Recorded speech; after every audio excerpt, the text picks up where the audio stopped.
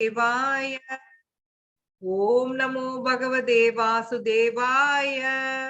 ओम नमो भगवते वासुदेवाय। नारायणं नमस्कृत्य नरं चैवं नरोत्तमं देवीं सरस्वतीं व्यासं ततो जयमुदीरयेत्। नष्टप्रायेषु भद्रेषु नित्यं भागवत सेवया भगवती उत्तम श्लोके भक्तिर्भवति नैष्टिकी।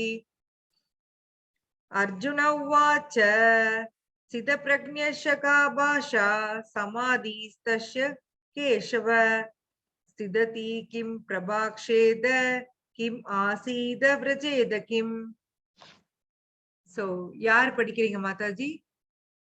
மாதாஜி எந்த ஸ்லோகம் மாதாஜி? 2.54 படிக்கிறேங்க மாதாஜி. படிங்க. வளர்மதி மாதாஜி அடுத்த ஸ்லோகா படிக்கலாம். இவங்க ஓகேங்க மாதாஜி. படிங்க சண்முகம். அர்ஜுனன் வினவினான், தெய்வீக உணர்வு இவ்வாறு நிலை பெற்றவனின் தெய்வீக உணர்வில் இவ்வாறு நிலை பெற்றவனின் அறிகுறிகள் யாவை? அவனது மொழி என்ன? எவ்வாறு பேசுவான்? எப்படி அமருவான்? எப்படி நடப்பான்? பொருளுரை: ஒவ்வொரு மனிதனின் நிலைக்கேற்ப சில அறிகுறிகள் காணப்படுவதை போல கிருஷ்ண பக்தி உடையவனுக்கும் பேச்சு, நடத்தை, எண்ணம், உணர்வு போன்ற சில குறிப்பிட்ட இயல்புகள் உண்டு. எவ்வாறு ஒரு செல்வந்தன் சில அறிகுறிகளால் செல்வமுடையவன் என்றும், நோயாளி சில அறிகுறிகளால் நோயுற்றவன் என்றும், சான்றோர்கள் சில அறிகுறிகளால் கற்றறிந்தவர்கள் என்றும் அறியப்படுகின்றார்களோ, அது போலவே கிருஷ்ணரின் தெய்வீக உணர்வில் இருப்பவனின் செயல்களிலும் சில குறிப்பிட்ட அறிகுறிகள் உண்டு. அவனது முக்கிய அறிகுறிகளை பகவத்கீதையில் இருந்து அறிந்து கொள்ளலாம். கிருஷ்ண உணர்வுடையவன் எவ்வாறு பேசுகிறான் என்பது மிகவும் முக்கியமானது. ஏனெனில் பேச்சு என்பது எந்த ஒரு மனிதனுக்கும் முக்கியமான குணமாகும். பேசாமல் இருக்கும் வரை முட்டாளை கண்டுபிடிக்க முடியாது என்று கூறப்படுகிறது. நன்றாக உடையணிந்த முட்டாள் தன் வாயை திறக்காத வரை அவன் எப்படிப்பட்டவன் என்பதை அறிய முடியாது என்பது நிச்சயமே. ஆனால் அவன் பேச தொடங்கியவுடன் தான் யார் என்பதை காட்ட ஆரம்பித்து விடுகிறான். கிருஷ்ண பக்தனின் முதல் அறிகுறி என்னவென்று அவன் கிருஷ்ணரை பற்றியும் அவர் சம்பந்தப்பட்ட விஷயங்களை பற்றியும் மட்டுமே பேசுவான். கீழே விளக்கப்படும் மற்ற அறிகுறிகள் தானாக வெளிப்படும். ஹரே கிருஷ்ணா. ஹரே கிருஷ்ணா. தேங்க்யூ மாதாஜி. ஓம் தத்சு. சோ இப்ப பாத்தீங்கன்னா 2ஆம் அத்தியாயத்துல ஒரு முக்கியமான கட்டத்துக்கு வந்திருக்கோம்.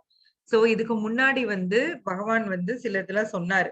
எப்போ உன்னோட மனசு வேதங்களோட மலர் சொற்கள்ல கவரப்படாம இருக்கோ, நீ அப்போ தெய்வீக உணர்வை அடைந்து விட்டவனாவாய். போன ஸ்லோகாவுடைய அந்த மொழிபெயர்ப்பு பாருங்க.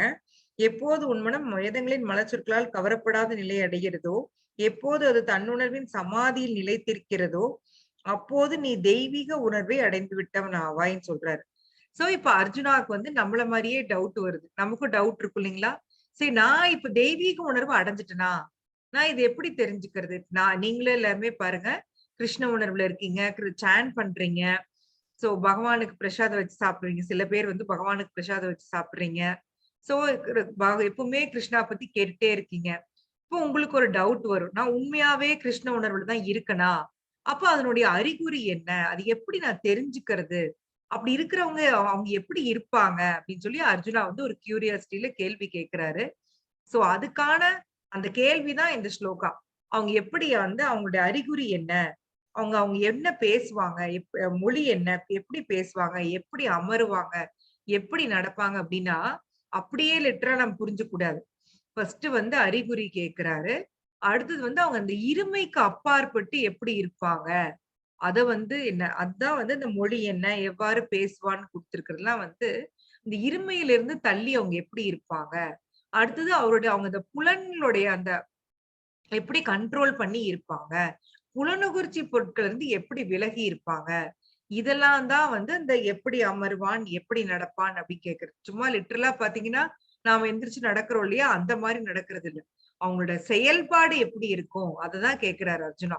ஒரு தெய்வீக உணர்வு நிலை பெற்ற ஒருத்தன் இருக்கான் அப்படின்னா அவனோட செயல்பாடு எப்படி இருக்கும், அவனை நான் எதை வச்சு அவன் தெய்வீக உணர்வு நிலை பெற்றிருக்கான்னு நான் புரிஞ்சுக்கிறது அப்படிங்கிறது தான் அர்ஜுனா இங்க கேட்கிறாரு. சோ இப்ப பாத்தீங்கன்னா இதுல பிரபுபாத் கொடுத்திருக்க மாதிரி பணக்காரங்க அப்படின்னாக்க அவங்கள பார்த்தாவே தெரியும். அவங்க வே ஆஃப் ட்ரெஸ்ஸிங், அவங்க எவ்வளவு லக்ஸரியில அந்த ரொம்ப விலை உயர்ந்த கார்ல வர்றது, ட்ரெஸ்ஸிங் நல்லா பண்றது, பெரிய ஸ்டார் ஹோட்டல்ல சாப்பிடுறது, இதெல்லாம் வச்சுட்டு அவங்க பணக்காரங்கன்னு கண்டுபிடிச்சிடலாம். சோ பணம் இல்லாதவங்க, ஏழையா இருக்காங்கன்னா, அவங்களோட வே ஆஃப் ஸ்டைல் வச்சு கண்டுபிடிக்கலாம். நோயுற்று இருக்கிறாங்க, ஒருத்தருக்கு உடம்பு சரியில்லைன்னா, அவங்களுக்கு வந்து பார்த்தாவே தெரியும் இல்லைங்களா? நம்ம சில பேர் பார்த்தோனயுமே கேட்போம். என்னாச்சு உங்களுக்கு உடம்பு சரியில்லன்னு கேட்போம். ஹாஸ்பிட்டல்ல அட்மிட் ஆயிருப்பாங்க. ஏதோ ஒரு பிரச்சனையில ட்ரீட்மெண்ட் பண்ணிட்டு இருப்பாங்க. சோ அவங்கள பார்த்தாவே நமக்கு தெரியும், இவங்களுக்கு வந்து வியாதி இருக்கு அப்படின்னு சொல்லி. சோ இது மாரி ஒவ்வொருத்தருக்கும் ஒரு ஒரு அறிகுறி இருக்கு. சோ அப்ப கிருஷ்ண உணர்வுல இருக்கிறவன் எப்படிதான் இருப்பான்? எல்லாருக்குமே ஒரு அறிகுறி இருக்குது அப்படின்னா, கிருஷ்ணா கான்ஷியஸ்ல இருக்கிறவனுக்கும் ஏதோ ஒரு அறிகுறி இருக்கணும் இல்லையா? சோ அதுதான் வந்து இங்க பகவான் வந்து சாரி அர்ஜுனா வந்து கேட்கிறாரு. அவனுடைய அறிகுறி என்ன? அது அழகா பிரபுபாத் குடுத்திருக்கிறாரு. சோ கிருஷ்ண உணர்வுடையவன் எப்படி பேசுறாங்கிறது முக்கியம். பேச்சுங்கிறது ரொம்ப ரொம்ப முக்கியம். ஒருத்தன் வாய திறந்து பேசாத வரைக்கும் அவன முட்டாள்ன்னு கண்டுபிடிக்க முடியாது. எவ்வளவு பெரிய உண்மை இல்லைங்களா? சில பேர் நம்ம பார்ப்போம். பார்க்கறக்கு அவ்ளோ அழகா ட்ரெஸ் பண்ணியிருப்பாங்க. நீட்டா இருப்பாங்க. அவங்க வாய திறந்து பேசினா தான் நமக்கு தெரியும். அவங்களுக்கு எதுவுமே தெரியாதுன்னோ, இல்ல அ அப்படி நீட்டா இருக்கிறவங்க ரொம்ப வந்து ஒரு லோக்கல் பாஷை கூட பேசுவாங்க. சோ ஒருத்தன் வாய திறந்து பேசுற வரைக்கும் அவன் முட்டாள்ங்கிறது யாருக்குமே தெரியாது. சோ வந்து பிரபுபாத் அழகா குடுக்குறாரு. அவன் பேச தொடங்குன அப்புறம் தான் வந்து யாருன்னு புரியும். சோ கிருஷ்ண பக்தனுடைய முதல் அறிகுறி என்ன அப்படின்னா, அவன் என்ன எப்படி பேசுவான்? கிருஷ்ண பக்தன் எப்படி பேசுவான்? கிருஷ்ணரையும் அவரு சம்பந்தப்பட்ட விஷயங்கள மட்டும் தான் பேசுவான். அதுக்காக மட்டும் தான் வாய திறப்பான். வேற எதுக்காகவுமே கிருஷ்ண பக்தன் பேச மாட்டான். சோ ஒரு இடத்துல மௌனம்ங்கிற கூட பிரபுபாத் அழகா மொழிபெயர்ப்பு குடுத்திருப்பாரு. சோ மௌனம்ங்கிறது நம்ம லிட்டரலா நினைக்கிற மாரி வாய திறந்து பேசாம இருக்கிறது இல்ல. பகவான பத்தியும் அவர் சம்பந்தப்பட்ட அவரோட நாமம், ரூபம், குணம், லீலை இந்த விஷயங்கள மட்டுமே பேசுறதும் மௌனம் தான். அதுவும் ஒரு ஆஸ்டிட்டி, ஒரு தவம். பகவான பத்தி மட்டும் பேசுறதுமே ஒரு தவம் தான். நீங்க வேணாலும் ட்ரை பண்ணி பாருங்களேன். ஒண்ணும் இல்ல. ஒரு நாள்ல ஒரு ஹால்ஃப் டே வச்சுக்கோங்க. நான் இன்னைக்கு யார்ட்ட பேசினாலும் கிருஷ்ணா பத்தி மட்டும் தான் பேசுவேன். அப்படின்னு நீங்க வாய திறந்தா நான் கிருஷ்ணா பத்தி தான் பேசுவேன். அப்படின்னு கொஞ்சம் ட்ரை பண்ணி தான் பாருங்களேன். அப்பதான் நமக்கு புரியும் அது எவ்ளோ டஃப்ன்னு. நாம எப்படி தேவையில்லாத விஷயங்கள நம்ம நெறைய பேசிட்டு இருக்கிறோம். அப்படிங்கிறது நமக்கு புரியும். ஆனா கிருஷ்ண பக்தியில இருக்கிறவங்க, பகவான பத்தி மட்டும் தான் பேசுவாங்க. அவங்களுக்கு வந்து வேற விஷயங்கள்ல அவங்களுக்கு வந்து இன்ட்ரெஸ்டே கிடையாது. சோ அதுக்கு தான் வந்து பிரபுபாத் இங்க குடுக்குறாரு.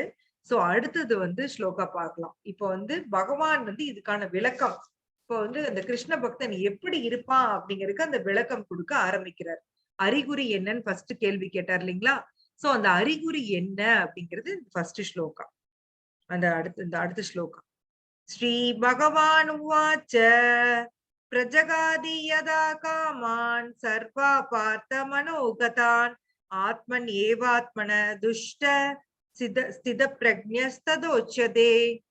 வளர்மதி மாதாஜி மொழிபெயர்ப்பு மற்றும் பொருளுரை வழங்கிய பக்தி வேதாந்த் சுவாமி பிரபுபாத் கி ஜெய். மாதாஜி எந்த மாதாஜி? 2.55ங்க. இரண்டாவது அத்தியாயம் 55வது ஸ்லோகம் 150வது page number. Thank you Mataji. Hare Krishna. படிக்கிறேங்க மாதாஜி. படிங்க. புருஷோத்தமராகிய முழு முதற் கடவுள் கூறினார், பார்த்தனே, எப்போது ஒருவன் தன் மன கற்பனையினால் எழும் புலனுணர்ச்சிக்கான எல்லா ஆசைகளையும் துறந்து தூய்மையடைந்த மனத்துடன் தன்னில் திருப்தி அடைகிறானோ, அப்போது அவன் தெய்வீக உணர்வில் நிலை பெற்றவனாக அறியப்படுகிறான். பொருளுரை. கிருஷ்ண உணர்வில் இறைவனின் பக்தி தொண்டில் முழுமையாக நிலை பெற்றிருப்பவர் பெரும் முனிவர்களது நற்குணங்கள் எல்லாவற்றையும் பெறுகின்றனர். ஆனால் இத்தகு தெய்வீக நிலையில் நிலை பெறாதவனோ தனது சொந்த மன கற்பனைகளை சார்ந்திருப்பது உறுதி என்பதால் எவ்வித நற்குணங்களும் அவனிடம் இருப்பதற்கு வாய்ப்பில்லை என்று ஸ்ரீமத் பாகவதம் உறுதிப்படுத்துகிறது. எனவே மனக்கற்பனைகளால் எழும் புலனுணர்ச்சிக்கான ஆசைகள் அனைத்தையும் துறந்தாக வேண்டும் என்பது இங்கு சரியாக கூறப்பட்டுள்ளது. இந்த புலனிச்சைகளை செயற்கையாக துறக்க முடியாது. ஆனால் கிருஷ்ண பக்தியில் ஈடுபட்டால் பெரும் முயற்சிகள் ஏதுமின்றி புலனிச்சைகள் தானாகவே அடங்கி விடுகின்றன. எனவே தெய்வீக உணர்வு நிலைக்கு முன்னேற இந்த பக்தி தொண்டு உடனடியாக உதவும் என்பதால் தயக்கமின்றி கிருஷ்ண பக்தியில் ஈடுபட வேண்டும். தன்னை முழுமுதற் கடவுளின் நித்திய தொண்டனாக அறிவதன் மூலம் மிக முன்னேறிய ஆத்மா தன்னில் திருப்தியுற்று வாழ்கிறான். அத்தகு தெய்வீக நிலையை அடைந்தோருக்கு கீழ்த்தரமான ஜட உணர்விலிருந்து எழக்கூடிய சிற்றின்ப பட்டுகள் ஏதுமில்லை. மாறாக முழுமுதற் கடவுளின் நித்திய சேவை என்னும் தனது இயல்பான நிலையில் அவன் எப்போதும் மகிழ்ச்சியாக உள்ளார். ஹரே கிருஷ்ணா. ஹரே கிருஷ்ணா. தேங்க்யூ மாதாஜி. ரொம்ப பியூட்டிஃபுல்லான பிரபுபாத் கொடுத்திருக்காரு. சோ கிருஷ்ண உணர்வில் இருப்பவன் எப்படி இருப்பான்? சோ பகவான் இங்க என்ன சொல்றாருன்னா, ஒருவன் தன் மன கற்பனையினால் எழும் புலனுகர்ச்சிக்கான எல்லா ஆசைகளையும் துறந்து, சோ நாம இப்போ நம்ம ஆசைன்னு நினைச்சிட்டு இருக்கிறது, என்னுடைய அந்த புலன்களை திருப்திப்படுத்தணும் நம்ம வேலை பார்க்கறது, இது எல்லாமே என்னன்னு பாத்தீங்கன்னா வெறும் மன கற்பனை தான். நம்ம வந்து எனக்கு சந்தோஷம், இந்த விஷயம் எனக்கு சந்தோஷம் கொடுக்குது, இந்த விஷயம் எனக்கு சந்தோஷம் கொடுக்கல, இவன் எனக்கு நண்பன், இவன் எனக்கு எதிரி, இது எனக்கு பிடிக்கும், இது எனக்கு பிடிக்காது. ஹரே கிருஷ்ணா. யாரோ மியூட் பண்ணாம இருக்கீங்க. வளர்மதி மாதாஜி தான். மியூட் பண்ணிக்கோங்க Mataji. Okay, thank you Mataji. So இதெல்லாம் எனக்கு பிடிக்கும், இதெல்லாம் எனக்கு பிடிக்காது அப்படின்னு நம்ம நினைக்கிறோம் இல்லைங்களா? அது எல்லாமே என்னன்னு பாத்தீங்கன்னா மனதினுடைய கற்பனை தான். உண்மையாவே அப்படி ஒரு விஷயம் இருக்கா அப்படின்னு பாத்தீங்கன்னா கிடையவே கிடையாது. அந்த மனம் வந்து எதுக்காக ஒர்க் பண்ணுது அப்படின்னு பாத்தீங்கன்னா அந்த புலன்களுக்காக. சோ அந்த ஹையரார்கில கீழே இருக்கிறது வந்து புலன்கள் தான். சோ அந்த புலனுகர்ச்சி, அதாவது புலன்கள் அப்படின்னா உங்களுக்கு தெரியும், கண்ணு, காது, மூக்கு, வாய். சோ இது என்ன பண்ணும் அப்படின்னா, இந்த உலகத்துல இருக்கக்கூடிய எல்லா பொருள்களையும் கண்ணு வழியா பார்க்கும், காது வழியா கேட்கும், மூக்கு வழியா நுகரும், நாக்கு வழியா டேஸ்ட் பண்ணும், ஸ்கின் வழியா தொட்டு பார்க்கும். சோ இதுல வந்து யோசிக்கும், எனக்கு எது சந்தோஷம் கொடுக்கும், எதை பண்ணா நான் சந்தோஷமா இருப்பேன் அப்படின்னு சொல்லி நம்ம புலன்கள் வந்து அதை கொண்டு மைண்டு கொடுக்கும். மைண்ட் வந்து இப்ப யோசிக்க ஆரம்பிக்கும். இப்போ இது எனக்கு வேணும், எனக்கு வேண்டாம். மைண்டோட வேலை அவ்வளவு மட்டும்தான். Acceptance, rejection, sorry, acceptance, rejection ரெண்டே வேலைதான். அத வந்து இப்ப மைண்ட் முடிவு பண்ணிருது, வேணும்னு முடிவு பண்ணிருதுன்னு வச்சுக்கோங்க. இப்ப அதை செயல்படுத்தணும். அந்த செயல்படுத்துறது யாருன்னு பாத்தீங்கன்னா அறிவு, புத்தி. புத்தி வந்து அதுக்கான ரூட்டை வந்து போட்டு கொடுக்கும். இப்போ உனக்கு மைண்ட் உனக்கு ஆசைப்பட்டுருச்சா, அதை எப்படி அடையிறது? ஐயோ இந்த ரூட் பிளாக் ஆயிடுச்சு அப்படின்னா அடுத்த ரூட்டு புடி, அந்த ரூட்டை புடிச்சின்னா அதை வந்து அடைய முடியும். இப்படி வந்து நமக்கு வந்து மேப் போட்டு கொடுக்கும் மைண்ட், இந்த இன்டெலிஜென்ஸ், அறிவு. மனசு வேணும்னு கேட்கும், இன்டெலிஜென்ஸ் வந்து மேப் போட்டு கொடுக்கும். நல்லா புரிஞ்சுக்கோங்க. ஆசைப்படுறது வந்து புலன்கள் மூலமா ஆசைப்படுறோம். அந்த புலன்கள் அதை வந்து மைண்டு கொண்டு போய் சேர்த்துது. மைண்ட் வந்து அது வேணும் வேண்டாம்னு சொல்லுது. அது எப்படி பண்ணணுங்கிறத புத்தி வந்து நமக்கு பிளான் போட்டு கொடுக்குது. சோ இதுதான் நடந்துட்டு இருக்குது. ஆக்சுவலா இத புரிஞ்சுக்கிறவங்க இந்த ட்ராப்ல இருந்து வெளியே வருவாங்க. இது உண்மையா சொன்ன இந்த ட்ராப் பிக்கஸ்ட் ட்ராப். நாம எல்லாருமே பாருங்க சுதந்திரமா இருக்கணும்னு ஆசைப்படுறோம். ஆனா நம்ம ஒரு மிகப்பெரிய ட்ராப்ல மாட்டிட்டு இருக்கிறோம். நம்ம இந்த புலன்களும் மனதும் நம்மளை வந்து ட்ராப் பண்ணி வைக்குது. உனக்கு இதெல்லாம் வேணும், இதெல்லாம் இருந்தாதான் நீ சந்தோஷமா இருக்க முடியும். ஐயோ போச்சு, நீ பாரு பக்கத்து வீட்டுக்காரன் வந்து அங்க ஒரு இடம் வாங்கிட்டான் எக்ஸ்ட்ராவா, நீ வாங்கல, அவ்வளவுதான், நீ வந்து சந்தோஷமா இல்ல. உன்னை விட அவங்க வந்து 10,000 சதுரடி எச்சு வாங்கியிருக்காங்க. போச்சு, முடிஞ்சது, அவ்வளவுதான், அவங்கதான் உன்னை விட சந்தோஷமா இருக்காங்க. இந்த மாதிரி வந்து நம்மள வந்து மைண்ட் வந்து ரிப்பீட்டடா டார்ச்சர் கொடுக்கும். நம்ம கிட்ட என்னென்னமோ விஷயங்கள், நல்ல நல்ல விஷயங்கள் இருக்கும். காலையில தூங்கி எந்திரிச்சா நமக்கு சாப்பிடறதுக்கு சாப்பாடு இருக்குது, போடுறதுக்கு ட்ரெஸ் இருக்கு, ஒரு நிம்மதியா இருக்க ஒரு இடம் இருக்கு. ஆனா அதையெல்லாம் வந்து மைண்ட் சுட்டி காமிக்காது. எது நம்ம கிட்ட இல்லையோ அதையெல்லாம் நமக்கு வந்து, உனக்கு பாரு இது இல்ல, அதனால நீ சந்தோஷமா இல்ல, இப்படிதான் நம்மள வந்து டார்ச்சர் கொடுக்கும். இப்போ குழந்தைங்களுக்கே ஒரு மொபைலே வாங்கி கொடுக்குறீங்கன்னு வச்சுக்கோங்க. வாங்கி கொடுக்கறப்போ வந்து அவங்க ஆசையா வாங்கிக்குவாங்க. வாங்கிட்டு அதுவும் வந்து அவங்க ரொம்ப நச்சு பண்ணிருப்பாங்க. நீங்க வந்து வேற வழி இல்லாம வாங்கி கொடுத்துருப்பீங்க. வாங்கி கொடுத்தோன்னே பயங்கர சந்தோஷம். ஒரு 10 நாள் நல்லா சந்தோஷமா இருப்பாங்க. ஃப்ரெண்ட்ஸ் எல்லாம் பேசுவாங்க, காமிப்பாங்க. அதுக்கப்புறம் அவங்களோட ஃப்ரெண்டு இதை விட விலை அதிகமான மொபைல் வாங்கிட்டானா முடிஞ்சது கதை. சோ இந்த மொபைல் வாங்கினதுனுடைய அந்த சந்தோஷமே டோட்டலா வேனிஷ் ஆயிடும். இப்ப நினைச்சு பாருங்க, இப்போ அவன் வச்சிருக்கிறது நல்ல மொபைல், புது மொபைல் தான், நீங்க இப்பதான் வாங்கி கொடுத்தீங்க, அது மூலமா சந்தோஷமும் பட்டான். ஏன் 10 நாள்ல அந்த சந்தோஷம் வேனிஷ் ஆகுது? ஏன்னா இது எல்லாமே நான் என்னோட புலன்களையும் என் மனதையும் திருப்திப்படுத்துறதுக்காக நான் வேலை பார்த்தேன். அதனாலதான் அது எல்லாமே மனக்கற்பனை. நான் சந்தோஷம் நினைக்கிறது மனக்கற்பனை, நான் துக்கம்னு நினைக்கிறது மனக்கற்பனை. நான் நிறைய சம்பாரிச்சிட்டேன்னு நினைச்சிட்டு நான் சேஃப் நினைக்கிறது மனக்கற்பனை. என்கிட்ட எதுவுமே இல்ல, நான் கஷ்டப்படுறேன்னு நினைக்கிறது மனக்கற்பனை. எல்லாமே கற்பனையில தான் இருக்கும். ஏன்னா, நான் ஆக்சுவலா இந்த உடலே கிடையாது. நான் ஆத்மா. நான் வந்து இங்க வாழ வேண்டியவனே கிடையாது.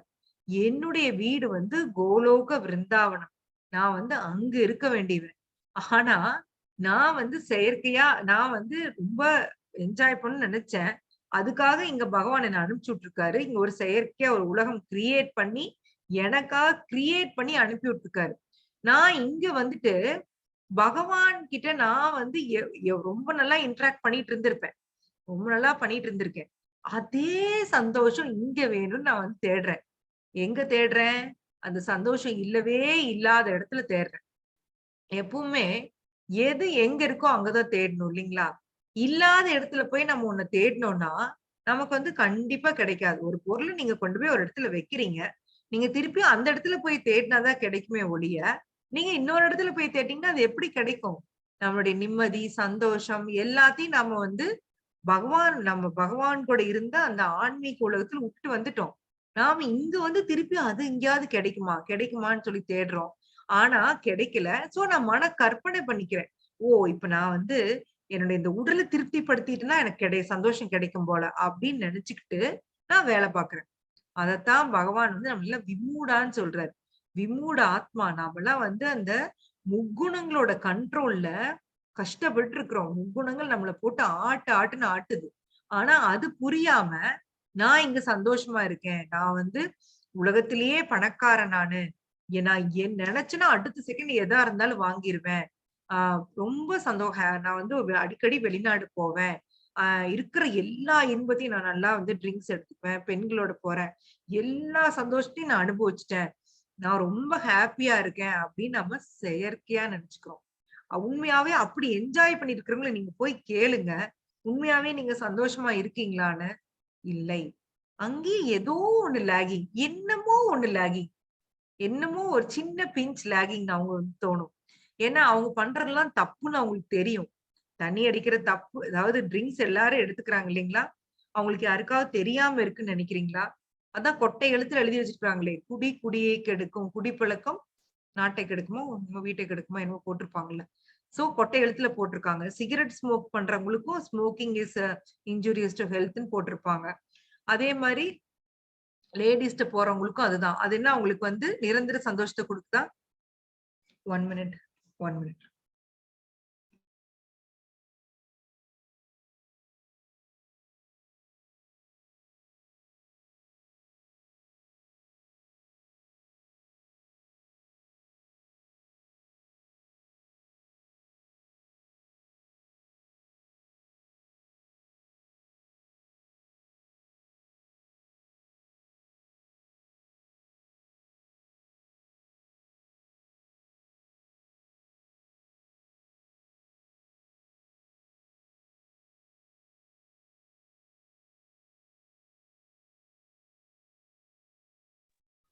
ஹரே கிருஷ்ணா. சாரி மாதாஜி.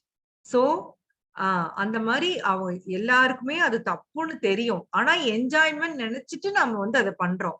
அது என்ஜாய்மெண்ட் ஆனா அது இல்ல. அது மனக்கற்பனை. நான் வந்து அது குடிச்சா நான் சந்தோஷமா இருப்பேன் அப்படின்னு நினைச்சுக்கிட்டு அவங்க வந்து அந்த ட்ரிங்க்ஸ் எடுக்கிறாங்க. போதை மருந்து எடுத்தா நான் சந்தோஷமா இருப்பேன் அப்படின்னு நினைச்சுக்கிட்டு அந்த போதை மருந்து எடுக்கிறாங்க. சோ அதெல்லாம் வெறும் மனக்கற்பனை தான். உண்மையிலேயே ஒரு ஆத்மாக்கு உண்மையான சந்தோஷம் எங்க கிடைக்கும்னா, அது வந்து அந்த ஆத்மாவுடைய மாஸ்டரோட கனெக்ட் ஆகுறப்பதான். ஆத்மாவுடைய மாஸ்டர் யாருன்னா கிருஷ்ணா தான். அவரோட திருப்பி கனெக்ட் ஆகி அவர்கிட்ட நான் என்னென்ன அனுபவிச்சுட்டு இருந்தனோ அந்த இன்பம் எனக்கு கிடைக்கிறப்பதான் நான் வந்து உண்மையான சந்தோஷத்தை அனுபவிக்க முடியும். அது வரைக்கும் நான் அனுபவிப்பது எல்லாமே என்னுடைய மனக்கற்பனை. இங்க போயிட்டா நான் வெளிநாடு, நான் சிங்கப்பூர் போயிட்டு வந்துட்டா போதும், நான் ஹாப்பி. சோ அது எல்லாமே வந்து மனக்கற்பனை. சோ அதுதான் வந்து இங்க கொடுத்திருக்காரு, பகவான் கொடுத்திருக்கிறாரு. சோ புலனுகர்ச்சிக்கான எல்லா ஆசைகளையும் துறந்து தூய்மை அடைந்த மனதுடன் தன்னில் திருப்தி அடைகிறானோ. சோ இப்ப இந்த விஷயம் எனக்கு புரிஞ்சிருச்சுன்னு வச்சுக்கோங்க, என் மைண்ட் வந்து ஒரு மாதிரி செட்டில் ஆயிரும். பாத்தீங்கன்னா ஒரு அமைதியான ஒரு ஒரு ஒரு ஆறு இருக்கு. அங்க எந்த சலனமே இல்ல அப்படின்னா அப்படியே அமைதியா ஓடிட்டு இருக்கும் இல்லைங்களா? சோ என்னுடைய மைண்ட் வந்து அது மாதிரி அமைதியாயிரும். இதெல்லாம் இல்ல, நீ வந்து உன்னோட கற்பனையெல்லாம் நிறுத்து, உண்மையான சந்தோஷம் இங்க இல்ல. இந்த விஷயம் புரிஞ்சுக்குச்சுன்னா அந்த மைண்ட் வந்து அமைதியாயிரும். சோ தூய்மை அடைஞ்ச மனசோட தன்னில் திருப்தி அடைவாங்க. சோ இந்த தன்னில் திருப்தி அடையறதா வந்து உள்ளதுலயே ரொம்ப ரொம்ப பெரிய விஷயம். ஜஸ்ட் ஒரு வேர்டு வந்துருச்சு, தனக்குள்ள திருப்தி அடையறது. அந்த ஒரு விஷயம் மட்டும் நமக்கு புரிஞ்சிருச்சுன்னு வச்சுக்கோங்க, உண்மையாவே நம்ம வேற எதுக்குமே இவ்வளவு கஷ்டப்பட மாட்டோம். இந்த பௌதீக உலகத்துல நம்ம ஏன் கஷ்டப்படுறோம் அப்படின்னா, நாம ஹாப்பியா இருக்கணும். அதுக்காக தான் கஷ்டப்படுறோம். என்ன நினைக்கிறோம்னா, சின்ன வயசுல முதல்ல குழந்தையா இருக்கிறப்ப நம்மள படி படின்னு சொல்லுவாங்க. படிச்சீன்னா உனக்கு நல்ல வேலை கிடைக்கும். நீ ஹாப்பியா இருக்கலாம். சரி நல்லா படிக்கிறோம். அடுத்தது வந்து வேலை கிடைக்குது. சரி வேலை கிடைச்சிருச்சு நான் ஹாப்பியா இருக்க முடியுமான்னா இல்ல. உனக்கு ஒரு கல்யாணம் மட்டும் நடந்துட்டா போதும். நீ ஹாப்பியா இருப்ப. சரி கஷ்டப்பட்டு எப்படியோ ஒரு கல்யாணத்த பண்ணிக்கிறோம். ஹாப்பியா இருப்போமா, அடுத்தது வந்து குழந்தை மட்டும் உனக்கு இருக்கட்டும். நீ ஹாப்பியா இருப்ப. சரி குழந்தையும் பொறக்குது. அப்பவும் ஹாப்பியா இருக்குமான்னு பார்த்தா, இந்த குழந்தைய நீ நல்லபடியா வளர்த்தணும். அப்பதான் நீ ஹாப்பி. அதுக்கும் இல்ல. அந்த குழந்தைய வந்து நல்லா நீ செட்டில் பண்ணணும். அவன் வேலைக்கு போகணும். அவன் கல்யாணம் ஆகணும். அவன் பேர குழந்தை பொறக்கணும். அப்ப நீ எப்பதான் ஹாப்பியா இருக்கிறது? யோசிச்சு பாருங்களேன். நான் என் லைஃப்ல எந்த ஸ்டேஜ்லயாவது நான் ஹாப்பியா இருக்கனா? நான் என்னுடைய உடல் சம்பந்தப்பட்ட இந்த கடமைகள நான் செஞ்சுக்கிட்டே போயிட்டு இருக்கிறேன். அவ்வளவுதான். நான் என்னோட ஹாப்பினஸ் அப்படிங்கிறது அங்க எந்த இடத்துலயுமே இல்ல. சோ தன்னில் திருப்தி உர்றது அப்படிங்கிறது வந்து ரொம்ப ரொம்ப பெரிய விஷயம். சோ ஒரு கிருஷ்ண உணர்வுல இருக்கிறவன் மட்டும் தான் தன்னில் திருப்தி அடைய முடியும். ஏன்னா உங்களுக்கு வேற எதுவுமே இல்ல. ஒரு இந்த ஸ்லோகால வரும் இல்லைங்களா? பிரம்மபூத பிரசன்னாத்மன் அசோஷதி நகாங்ஷதி. சோ அந்த பிரம்மபூத ஸ்டேஜ் அடைஞ்சவங்க எதுக்காகவும் வருத்தப்பட மாட்டாங்க. எதுக்குமே புலம்ப மாட்டாங்க. சோ அவங்க எதுவுமே கிடைக்கலன்னு வருத்தப்பட மாட்டாங்க. ஐயோ! இப்படி ஆயிடுச்சேன்னு சொல்லி புலம்ப மாட்டாங்க. சோ நாமெல்லாம் அப்படி இருக்கோமா? யோசிச்சு பாருங்க. நீங்க இப்ப நான் சொன்னேன் இல்லைங்களா? டெஸ்ட் அப்படின்னு. கிருஷ்ண உணர்வில் நம்ம நிலை பெற்றிருக்கோமான்னு தெரிஞ்சிருக்கறதுக்கான டெஸ்ட் தான் இந்த ஸ்லோகாஸ் எல்லாம். சோ இப்ப நாம அப்படி இருக்கோமா?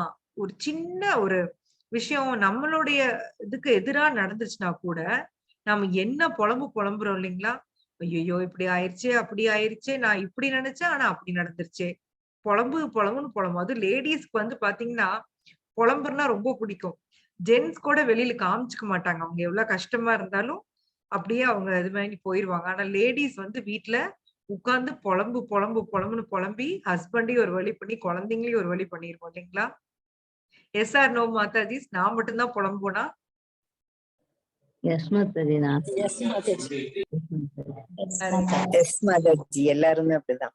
எஸ் மாதாஜி. சோ இத வந்து கிருஷ்ணா கான்சியஸ்ல இருக்கிறவங்க இத வந்து குறைஞ்சிருச்சு மாதாஜி. குறைஞ்சிருச்சா? ரொம்ப சந்தோஷம் மாதாஜி. குறையணும். அதான் வந்து சிம்டம் மாதாஜி. மாதாஜி ரொம்ப மனசு வந்து ரொம்ப அமைதியா இருக்குங்க மாதாஜி. ஆனாலும் எப்பயாச்சும் ஏதாவது வந்து குழப்பி விட்டுருங்க மாதாஜி. எஸ். பார்க்கவே இருக்கிறோம். இல்ல அந்த ஏதோ ஒண்ணு குழப்புது இல்லைங்களா? அப்ப அமைதியா இருக்கணும். அதுதான் வந்து கிருஷ்ண உணர்வு. அது மறுபடியும் கிருஷ்ணவனுக்கு மறுபடியும் இழுத்துட்டு வந்து வைக்க வேண்டியதா இருக்குங்க மாதாஜி. Yes correct. சோ நாமெல்லாம் வந்து ஆரம்ப சாதகாசம் வந்து இப்படிதான் ட்ரை பண்ணோம். மாதாஜி சொன்ன மாதிரி ஃபர்ஸ்ட் ஒரு சலனம் வரும். பட் இல்ல இதெல்லாம் டெம்பரரி, இதெல்லாம் வந்து அப்படி புரிஞ்சுக்கிட்டு கிருஷ்ண உணர்வுக்கு நம்ம திரும்பி வரணும். ஆனா எப்பவுமே ஸ்தித பிரக்ஞா ஸ்டெடியா கிருஷ்ணா கான்சியஸ்ல இருக்கிறவங்க பாத்தீங்கன்னா அவங்களை எதுவுமே அசைக்க முடியாது. உங்களுக்கு ஒரு சின்ன ஒரு எக்ஸாம்பிள் ஒண்ணு சொல்றேன். சோ ஸ்ரீவாஸ் தாகூர் நீங்க எல்லாம் கேள்விப்பட்டிருப்பீங்க. சைத்தன்ய மகாபிரபுவுடைய லீலையில பஞ்ச தத்துவால ஒருத்தர். அவர் யாருடைய அவதாரம் சொல்ல முடியுங்களா? ஸ்ரீவாஸ் தாகூர். நாரதரோட அவதாரம். Yes correct Mataji. Thank you. So நாரதருடைய இன்கார்னேஷன் தான் ஸ்ரீவாஸ் தாகூர். அவர் பாத்தீங்கன்னா மிகப்பெரிய டிவோட்டி. டெய்லி அவங்க வீட்டுல வந்து நாம சங்கீர்த்தனம் நடக்கும். எங்கெங்க இருந்தோ பக்தர்கள் வருவாங்க. சைத்தன்ய மகாபிரபு அவரே வருவாரு. வந்து விடிய விடிய பக்தர்கள் வந்து அப்படி குதிச்சு ஆடி பாடி பகவானுடைய நாம சொல்லி கண்ணீர் விட்டு அப்படி ஒரு எந்துவா இருக்குமா. அவங்க வீடே அவ்வளவு ஒரு இதா இருக்குமா. எல்லா வாத்தியங்கள்லாம் வாசிச்சு அவங்களுக்கு எல்லாத்துக்கும் மாதாஜி வந்து பிரசாதம் பண்ணி தருவாங்க. அவங்களுடைய ஒய்ஃப் பேரு மாலினி மாதாஜி. சோ அவ்வளவு இதா இருக்குமாமா. எப்பவுமே அவங்க வீட்டுல 24 hours வந்து எப்பவும் கீர்த்தன் இருக்கும். ஈவினிங் ஆனா டெய்லி சைத்தன்ய மகாபிரபு வருவாராம். சோ இப்படி போயிட்டு இருக்கு. ஒரு நாள் என்ன ஆகுது அப்படின்னா, அவருடைய பையன் ஸ்ரீவாஸ் தாகூரோட சொந்த பையன், சின்ன வயசு தான். அவன் வந்து திடீர்னு தவறிடுறான். இப்போ அவங்களுக்கு வந்து என்ன பண்றதுன்னே புரியல. அந்த மாதாஜி எல்லாம் பயங்கரமா அழுகுறாங்க. அழுதுட்டு இருக்கிறாங்க சொந்தக்காரங்க, அவங்களுடைய அம்மா, அவங்களுடைய ஒய்ஃப் எல்லாம் அழுகுறாங்க உட்கார்ந்து. ஈவினிங் வரை ஆயிட்டே இருக்குது. கூட சில பக்தர்களும் வந்து உட்கார்ந்து அழுதுட்டு இருக்காங்க. இப்போ ஸ்ரீவாஸ் தாகூருக்கு டென்ஷன் ஏறுது. ஐயோ! சைத்தன்ய மகாபிரபு வருவாரே! அவரு வந்து கீர்த்தன் பண்ண வருவாரே! அப்போ போய் நம்ம வந்து இப்படி வந்து பொணத்த போட்டு வச்சுட்டு அழுகலாமா? அது இல்லாம இப்ப ஈவினிங்க்கு மேல இனிமே எடுக்கவும் முடியாது. நாளைக்கு தான் எடுக்க முடியும். ஆனா பகவான் வரப்ப இந்த ஒரு என் பையன் சாவுனால இந்த இந்த சங்கீர்த்தனம் நிக்கணுமா? இது அப்படி தன் ஒய்ஃப கூப்பிட்டு பேசுவாரு. இது வந்து நான் ஒத்துக்க மாட்டேன். ஒரு மனிதனா பிறந்தவன் கண்டிப்பா செத்துதான் ஆகணும். அதுக்காக வந்து இந்த நாம சங்கீர்த்தனத்த நிறுத்தக்கூடாது. பகவானே வருவாரு. இப்ப சாயந்தரம் வருவாரு. சோ எல்லாரும் தயவு செய்து அழுகைய நிறுத்துங்க. இல்லைன்னா நீங்க எனக்கும் சேர்த்து அழுக வேண்டியிருக்கும். சோ எப்படி ஒரு இது சொல்றாரு பாருங்களேன். அதுக்கப்புறம் அந்த அழுகருக்கு அந்த மாதாஜிக்கு என்ன பைத்தியமா? எனக்கும் நீ சேர்த்து அழுக வேண்டி இருக்கும் அப்படின்றுவாரு. அதாவது நானும் செத்துருவேன்றுவாரு. உடனே அவங்களுக்கு அவ்ளோ கஷ்டமாயிரும். பாவம் பெத்த பையன் செத்து கிடக்குறான். இவரு வந்து நீ அழுவக்கூடாதுங்கிறாருன்னு அவங்க எதுவுமே எதிர்த்து பேசல.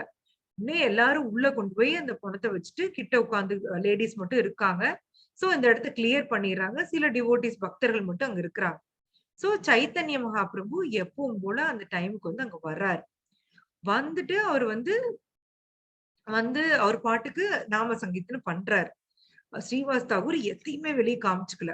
அந்த மாதாஜிஸ்லாம் உள்ள உட்கார்ந்துட்டு, அ வெளிய சத்தமா அழுவ கூட முடியல அவங்களால. இவரு வேற இப்படி மிரட்டி இருக்காரு. நான் போயிருவேன் அப்படின்னு. சோ அப்படியே ஒரு விசும்பிட்டு இருக்காங்க. இப்ப நம்ம கஷ்டப்பட்டு அழுதோம்னா, அந்த டக்குன்னு நிறுத்த முடியாது இல்லையா? ஒரு தேம்பல் வரும் இல்லையா? அந்த மாரி தேம்பிட்டு உட்கார்ந்துருக்காங்க. சோ சைத்தன்ய மகாபிரபு திடீர்னு சங்கீர்த்தனத்த நிறுத்துறாரு. ஏன்னா, அவரு தான் எல்லாருக்குள்ளயும் பரமாத்மாவா இருக்காரு இல்லையா? சோ அவருக்கு தெரியாதா? சோ அவரு வந்து கே ஸ்ரீவாஸ் தாகூர்ட்ட சொல்றாரு. ஸ்ரீவாஸ், நான் இங்க சங்கீர்த்தனம் பண்ணா எனக்கு ரொம்ப ஒரு எக்ஸ்டாடிக் இது இருக்கும். ஆனா இன்னைக்கு வந்து எனக்கு அந்த ஃபீல் கிடைக்கல. என்ன ஏதாவது பிரச்சனையா? ஏன் எல்லாரும் ஒரு மாரி இருக்கீங்க? அப்படின்னு சொல்லி கேட்கிறாரு. சோ இப்ப ஏன்னா அவர் இந்த நிறுத்துனோனயுமே உள்ள இருந்து அந்த விசிம்பிள் சவுண்ட் எல்லாம் கேக்குது. சோ இப்போ வந்து ஸ்ரீவாஸ் தாகூருக்கு வேற வழி இல்ல. சொல்றாரு. என்னுடைய பையன் வந்து இறந்துட்டான். அதனால தான் வந்து இப்ப இந்த சூழ்நிலை அப்படின்னு சொல்லி எக்ஸ்பிளைன் பண்றாரு. இத கேட்டோனயும் சைத்தன்ய மகாபிரபுக்கு வந்து அப்படி ஒரு இதாயிருது. நீ என்னையா நீ எவ்வளவு பெரிய மனிதன் நீ! உன் எவ்வளவு பெரிய பக்தன்! உன் சொந்த பையன், நீ பெத்த பையன் இறந்திருக்கான். ஆனா நீ வந்து இந்த சங்கீர்த்தனம் நிக்க கூடாதுன்னு சொல்லிட்டு, எல்லாத்தையும் எதையுமே காமிச்சுக்காம இப்படி இருக்கிறியே! நீ எப்பேர்ப்பட்ட பக்தன் நீன்னு சொல்லிட்டு அவர வந்து கட்டி தழுவுறாரு. அப்புறம் எல்லாரையும் அவங்க கூப்பிடுறாரு. அவங்க அந்த பையன அந்த எடுத்துட்டு வர சொல்றாரு. பணத்த எடுத்துட்டு வர சொல்றாரு. கூப்பிடுறாரு. ஆக்சுவலா அந்த பையன வந்து பேர் சொல்லி கூப்பிடுவாரு. அப்ப என்ன நடக்கும்னா, அந்த பையன் எந்திரிச்சு வரான். பொணமா இருந்த அந்த பையன் எந்திரிச்சே வர்றான். அவனுக்கு வந்து உயிர் குடுக்குறாரு. சோ, இப்ப அந்த பையன்கிட்ட வந்து கேட்கிறாரு. "நீ வந்து இந்த உடல்ல கன்டின்யூ ஆகுறியா? இல்ல நீ திரும்பி போறியா? அதான் உன் அப்பா, அம்மாலாம் ரொம்ப வருத்தப்படுறாங்க உனக்காக." அப்படின்னு சொல்லி கேட்கிறாங்க. அப்போ அந்த ஆத்மா சொல்லுது, "இல்ல, இல்ல. எனக்கு இத விட ஒரு சந்தர்ப்பம் எனக்கு எப்படி கிடைக்கும்? என்ன சுத்தி பக்தர்கள்லாம் சங்கீர்த்தனம் பண்றாங்க.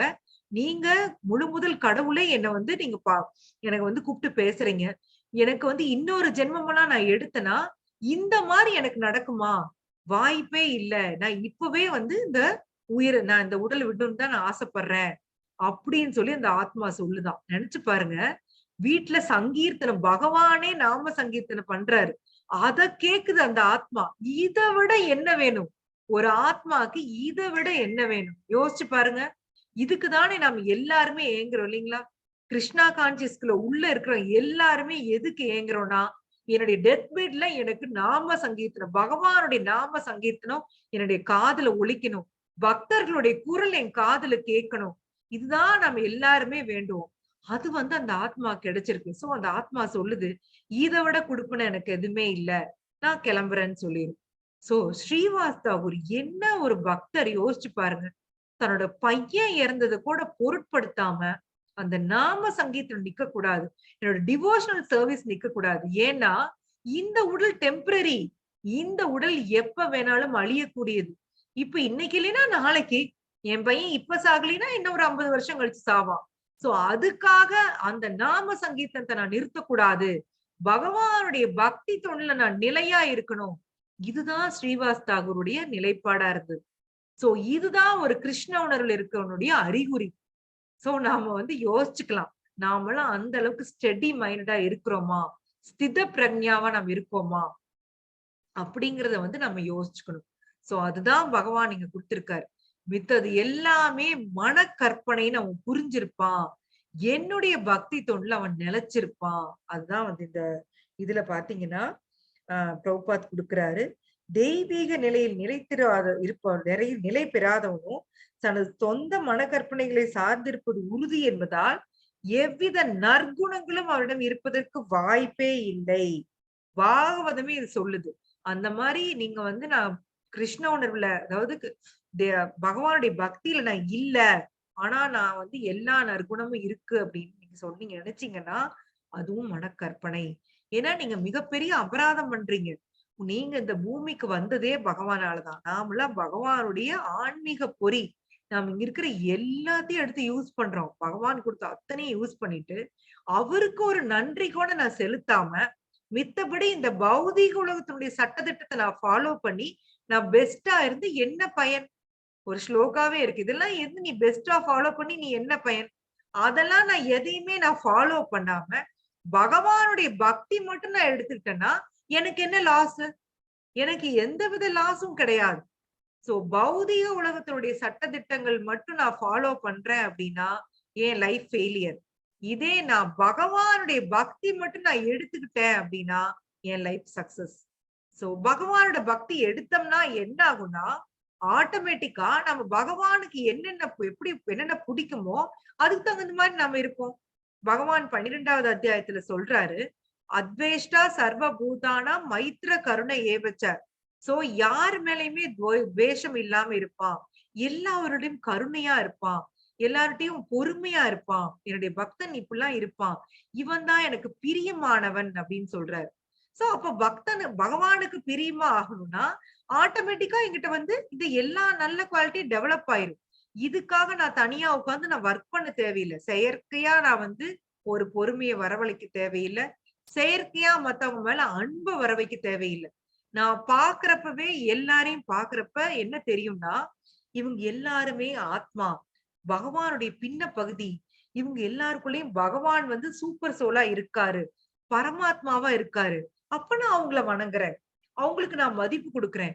அவங்க மேல எனக்கு எந்த துவேஷமும் இல்ல, எந்த பொறாமையும் இல்ல. ஆட்டோமேட்டிக்கா அந்த நற்குணங்கள் டெவலப் ஆயிரும். இதுக்காக தனியா எந்த வேலையும் பார்க்க தேவையில்லை. சோ அதுதான் பிரபுபாத் இங்க கொடுக்கிறாரு. சோ கிருஷ்ண பக்தியில் ஈடுபட்டால் பெரும் முயற்சிகள் ஏதுமின்றி புலனுச்சிகள் தானாகவே அடங்கி விடுகின்றன. சோ நான் இப்ப சொன்ன மாதிரி தானாவே நடக்கும் புலனுச்சிகளே. நாம இப்ப என்ன நினைக்கிறோம், என்னுடைய புலன்கள் என்ஜாய் பண்ணணும், நான் என் மைண்டுக்கு பிடிச்ச மாதிரி நான் நடக்கும் நம்ம நினைக்கிறோம். ஆனா நம்ம பக்தன் ஆயிட்டோம் அப்படின்னா நாம என்ன நினைப்போம்னா, நான் இப்ப இந்த ஒரு விஷயம் செய்யறேன், இது பகவானுக்கு பிடிக்குமா யோசிச்சு பார்ப்போம். நான் இப்ப யாரையாவது நான் திட்டுறேன் அப்படின்னா அந்த விஷயம் பகவானுக்கு பிடிக்குமா? அதாவது தேவையில்லாம உடனே நீங்க கேட்கலாம், அடுத்த செகண்டே கேட்பீங்க, அப்ப நான் என் குழந்தைங்களை திட்டக்கூடாதா? அப்படியா? சோ இதெல்லாம் வந்து குழந்தைங்களை வந்து திட்டுறது நம்ம டியூட்டி. ஆஸ் அ பேரண்ட் நம்ம டியூட்டி. நான் சொல்றது ஒருத்தர் மேல துவேஷம் வச்சு தேவையில்லாம அவங்களை கிரிட்டிசைஸ் பண்றது, அவங்கள தப்பா பேசுறது, இதெல்லாம் வந்து நம்ம பண்றப்போ நம்ம யோசிச்சு பார்க்கணும், இந்த விஷயம் பகவானுக்கு பிடிக்குமா?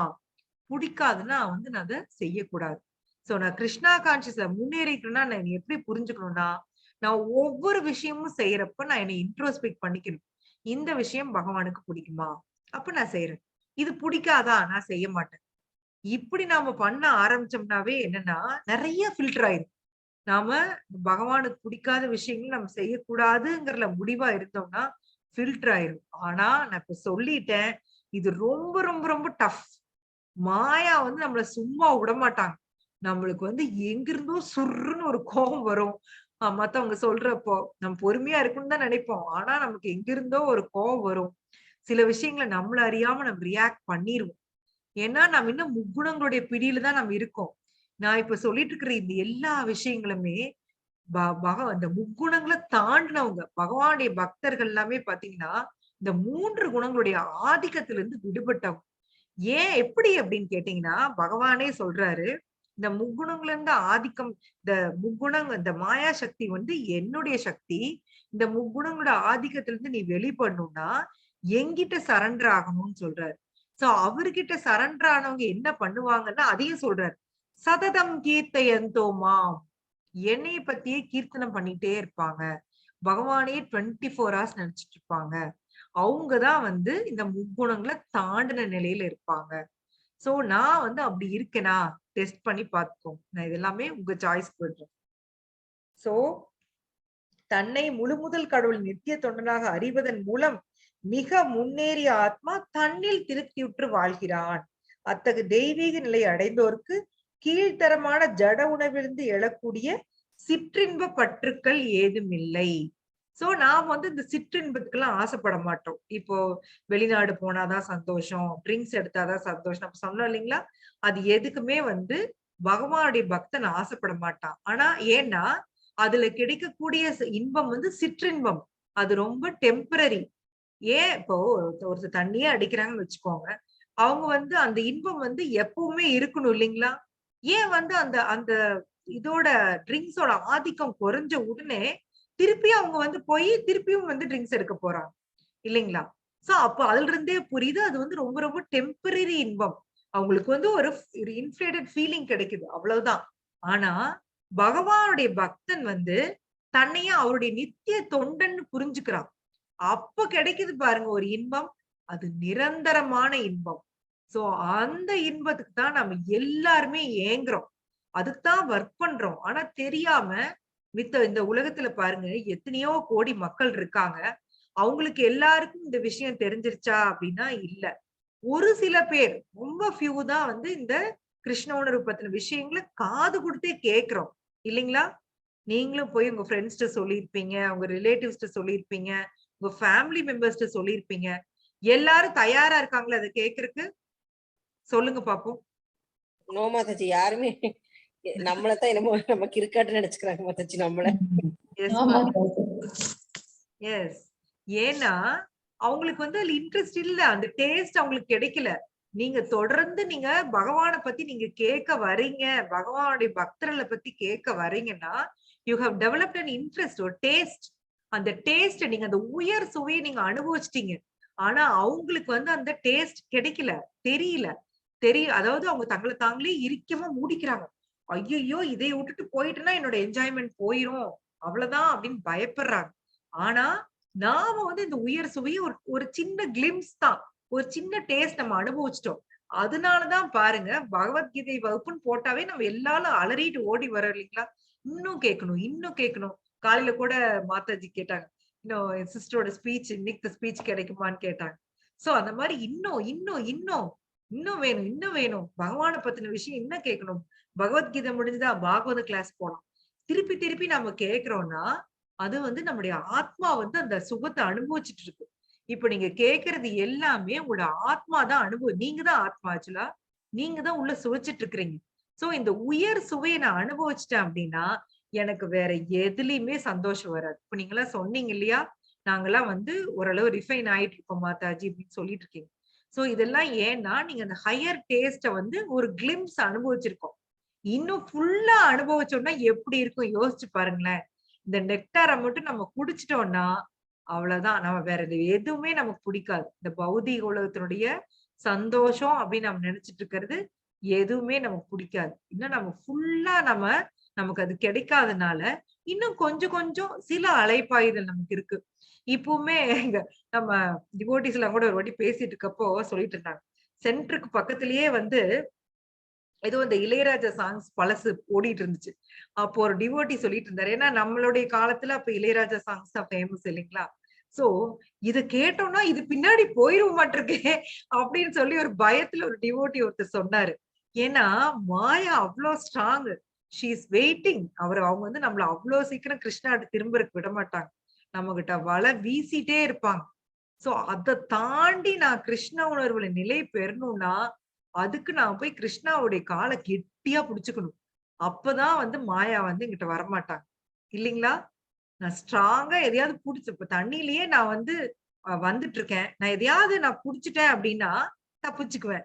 ஒரு ஒரு மிதவு கட்டை இருக்குது. நான் அத ஸ்ட்ராங்கா புடிச்சுட்டேன்னா தப்பிச்சு நான் வந்துருவேன்.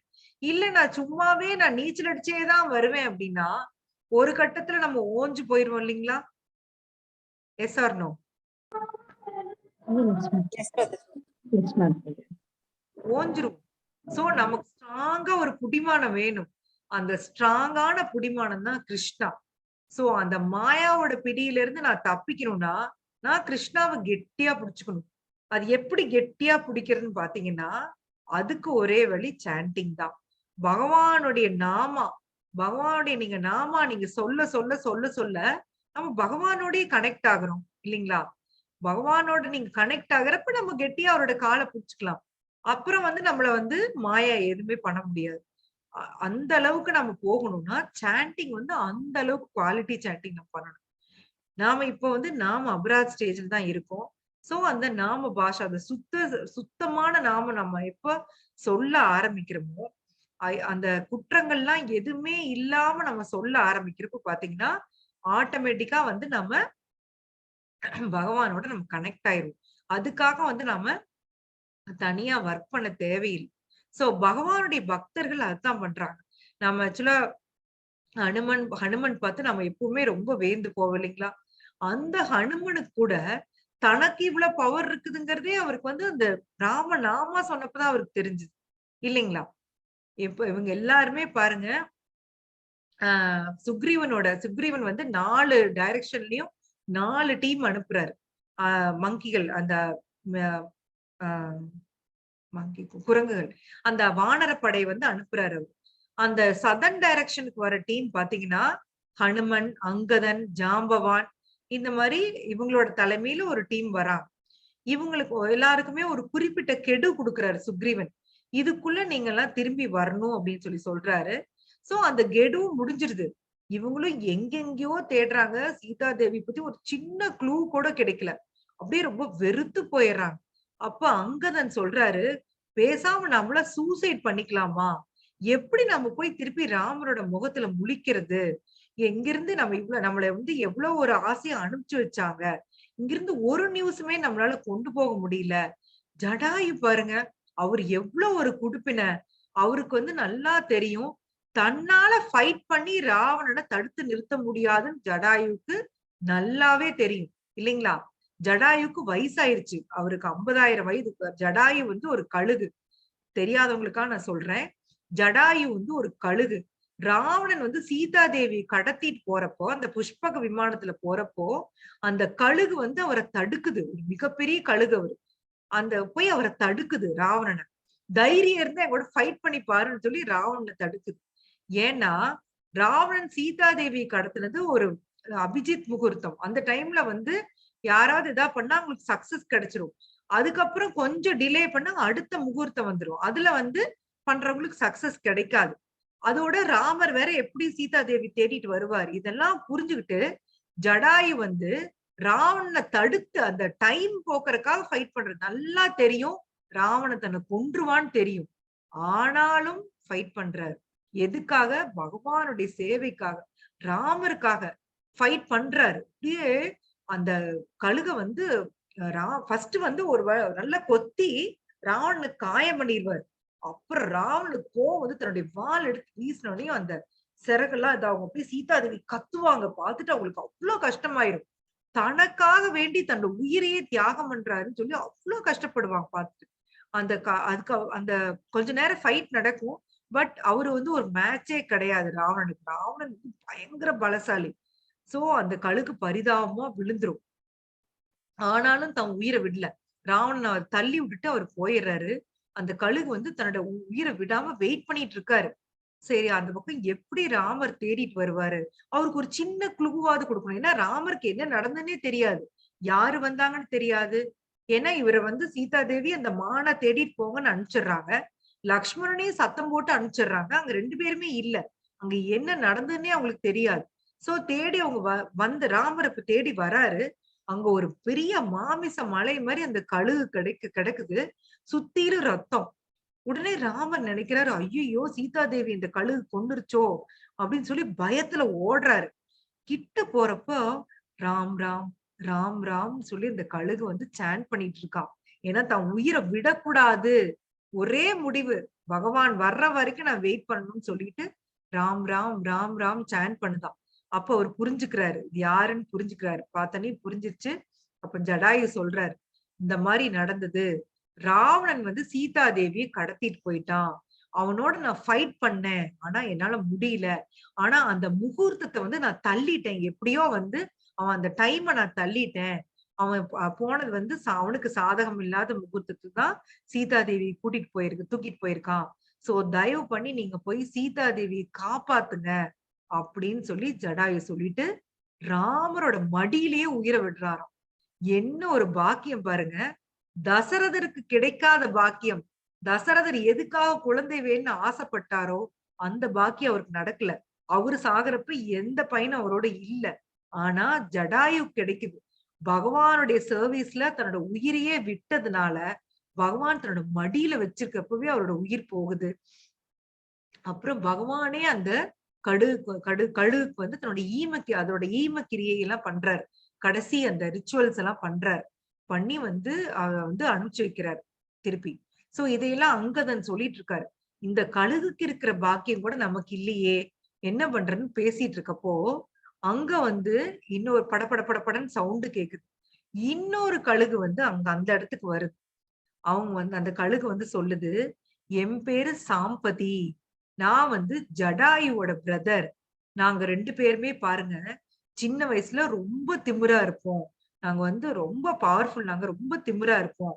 அப்ப 2 பேரும் ஒரு போட்டி வைக்கலாம், 2 பேருமே சூரியன் நோக்கி பறக்கலாம் அப்படின்னு சொல்லிட்டு நாங்க 2 பேரும் சூரியன் நோக்கி பறந்தோம். ரொம்ப கிட்ட போயிட்டோம். அப்ப என்ன ஆயிடுச்சுன்னா அந்த சூரியனோட கதிர் வந்து எங்களை வந்து சுற்றுச்சு. எங்களுடைய அந்த இறகெல்லாம் வந்து என்னோட இறகெல்லாம் பொசுங்கி நான் வந்து இந்த இடத்துல வந்து விழுந்துட்டேன். என்னுடைய அண்ணன் தான் ஜடாயு, அவன் எங்க இருக்கிறான்னு எனக்கு தெரியாது அப்படின்னு சொல்லி சொல்றாரு. சோ நான் வந்து இப்படி ரொம்ப வந்து எனக்கு அந்த சிறகெல்லாம் இல்லாம நான் ரொம்ப வருத்தப்படுறது பார்த்துட்டு ஒரு முனிவர் வந்து எனக்கு ஒரு வரம் கொடுத்தாரு. என்ன அப்படின்னா, நீ என்னைக்கு பகவானோட சேவையில நீ வந்து ஏதோ ஒரு செயல் செய்யறியோ அப்போ உன்னுடைய சிறகு மறுபடியும் வந்துரும் அப்படின்னு சொன்னாரு. இப்ப என்னைய வந்து என்னுடைய பசங்க தான் கவனிச்சு எனக்கு உணவு கொடுத்துட்டு இருக்கிறாங்க அப்படிலாம் சொல்றாரு. சாம்பதி சொல்றாரு. சொல்லிட்டு ஒரு முக்கியமான விஷயம் சொல்றாரு, ராவணன் தான் சீதா தேவி கடத்திட்டு போனா, இந்த பக்கம் தான் டைரக்ஷன் காமிக்கிறாரு, இந்த பக்கம் தான் போனாரு, லங்கைக்கு தான் போனான்னு சொல்லிட்டு இடத்தையே லொக்கேட் பண்ணி கொடுக்கிறாரு. சாவ தெரிஞ்சவங்களை வந்து லொக்கேட் பண்ணி கொடுக்கிறாரு. அப்ப எல்லாரும் பயங்கர சந்தோஷமா ராம் ராம் ராம் ராம் சொல்லி கத்துறாங்க. அப்ப பாருங்க அந்த சாம்பதிக்கு வந்து அந்த சிறகுகள் வந்து மறுபடியும் முளைக்குதான். பகவானோட சேவையில அவர் செஞ்சதுனால திருப்பியும் வந்து அவருக்கு வந்து அந்த சிறகெல்லாம் கிடைச்சிருதாம். சோ அவரு ஹாப்பி ஆயிடுறாரு. அதுக்கப்புறம் இப்ப விஷயம் தெரிஞ்சிருச்சு, இலங்கையில தான் சீதா தேவி இருக்காங்க. இப்ப எப்படி போறது? இங்க வந்து கடல் இருக்கு, 10,000 மைலோ என்னமோ அந்த பக்கம் கடல் இருக்கு, எப்படி தாண்டது? ஒவ்வொரு மங்கியா சொல்லுது, நான் இவ்வளவு தூரம் தாண்டுவேன், இவ்வளவு தூரம் தாண்டுனேன். யாராலையுமே ஃபுல்லா தாண்ட முடியாது. சோ இப்ப வந்து அங்க வந்து ஜாம்பவான் இருக்காரு. அவர் வந்து ஒரு கரடி. அவர் வந்து பிரம்மா தான் ஜாம்பவானா வருவாரு. அவரு வந்து வயதுல மூத்தவர். அவரு வந்து இப்ப வந்து ஹனுமன் நோக்கி பாக்குறாரு. ஹனுமன்ட்ட சொல்றாரு, உன்னால முடியும், நீ போங்கிறார். ஆக்சுவலா ஹனுமன் பாருங்க ரொம்ப ரொம்ப பவர்ஃபுல். ஆனா அவரு தன்னுடைய அந்த ஒரு சாபத்தினால அந்த பவர் எல்லாம் மறந்துடுவார். அப்ப ஜாம்பவான் வந்து லொக்கேட் பண்றாரு, உன்னால இது முடியும், நீ பண்ண முடியும், நீ ராமநாமத்தை சொல்லு, நீ தாண்டிடுவ அப்படின்னு சொல்றாரு. சோ ஹனுமன் அதே மாதிரி உங்களுக்கு ஸ்டோரி தெரியும். ஹனுமன் ராமநாமத்தை சொல்லிட்டே தாண்டி போறாரு. ராமநாமத்தை சொல்லிட்டே கல்லு தூக்கி போட்டு கல்லுலயே பிரிட்ஜ் கட்டுறாங்க. சோ அந்த நாமத்தினுடைய வலிமையில தான் வந்து ஹனுமன் போய் சீதா தேவி பாக்குறாரு, மீட்கிறாரு. இன்னைக்கு வரைக்கும் ஹனுமனோட பெருமையை நம்ம பேசி பேசி சிலாகிச்சிட்டு இருக்கோம்னா எதனாலன்னா அவர் ராமநாமத்து மேல அவர் வச்ச நம்பிக்கை. அவரு வந்து பகவான் வந்து அவரை திருப்பி வைகுந்தா கூட்டிட்டு போக ரெடியா இருந்தார். ஆனா ஹனுமன் சொல்றாரு, நான் அங்க வரல, எங்கெல்லாம் ராமநாமம் ஒழிக்குதோ நான் அங்க இருக்கணும்னு ஆசைப்படுறேன் அப்படின்பார். சோ இந்த இடத்துல நாம ராமநாமம் நம்ம சொல்றோம்னா கண்டிப்பா அங்க ஹனுமன் இருப்பார். ஹனுமன் இருந்தா விக்டரி. உங்களுக்கே தெரியும், மகாபாரதத்துல பகவானுடைய அந்த அர்ஜுனாவோட அந்த தேர்கொடியில ஹனுமன் இருக்காரு. இப்ப எதுக்காகன்னா பகவானுக்கு அந்த அந்த வர்ற அந்த அர்ஜுனாவை நோக்கி வர்ற அந்த இதெல்லாம் தாங்கிட்டு இருக்காரு ஹனுமன். சோ ஹனுமன் அங்க இருந்தாருன்னா கண்டிப்பா விக்டரி தான். சோ நீங்க உங்க வீட்டுல உட்கார்ந்துட்டு ஜஸ்ட் ஹரிநாமம் சொல்லுங்க போதும், ஹனுமன் வருவாங்க, லக்ஷ்மி தேவி வருவாங்க, பகவானுடைய சர்வன்ஸ் எல்லாருமே வருவாங்க. ஏன்னா அதுதான் டாப் மோஸ்ட் பொசிஷன்.